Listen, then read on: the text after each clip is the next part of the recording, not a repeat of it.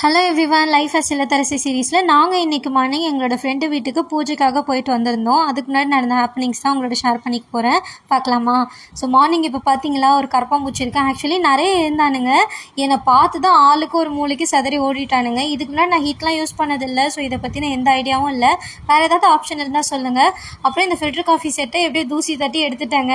ஏன் தூசி தட்டி எடுத்துன்னு சொல்கிறேன்னா, நடுவில் ரொம்ப நாளாக வந்து இன்ஸ்டன்ட் காஃபி தான் யூஸ் பண்ணிகிட்ருக்கேன். என்னன்னு தெரியல, இந்த ஏர்லி மார்னிங் எழுந்த அந்த கிரேவிங்கான்னு தெரியல, ஃபில்டர் காஃபி போட்டு குடிக்கணும் போல் இருந்துச்சு. எப்படியோ இன்றைக்கி யூஸ் பண்ணியாச்சு.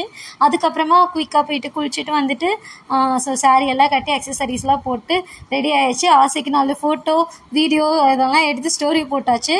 ஸோ ஆல்ரெடி கொஞ்சம் பிகினிங்கில் கொஞ்சம் ஒர்க்லாம் இருந்துச்சு. ஸோ போயிட்டு வந்தால் எப்படியும் டயர்டாக இருக்கும். சரி வந்து எதுவுமே முடிக்க முடியாதுன்னு சொல்லிட்டு முன்னாடியே எழுந்து எல்லா ஒர்க்கையும் முடிச்சாச்சு. ஸோ அதனால தான் சீக்கிரமாகவும் இன்றைக்கி எழுந்தாச்சு. அதுக்கப்புறமா வந்து சரி மார்னிங் பிரேக்ஃபாஸ்ட்டுக்கு எதாவது ஃபில்லிங்காக எடுத்துக்கலாம். ஆல்ரெடி ஆதனா ஹஸ்பண்டு தூங்கிட்டு இருந்தாங்க. ஸோ குயிக்காக ஏதாவது குடிக்கிற மாதிரி எடுத்துக்கலான்னு சொல்லிட்டு இந்த ரெட் பனானா ஷேக் தான் நட்ஸ் போட்டு எடுத்திருந்தேன். அப்புறம் குயிக்காக ஒரு ஃபிட் செக் பார்த்துட்டு ஃபங்க்ஷன் கிளம்பியாச்சு.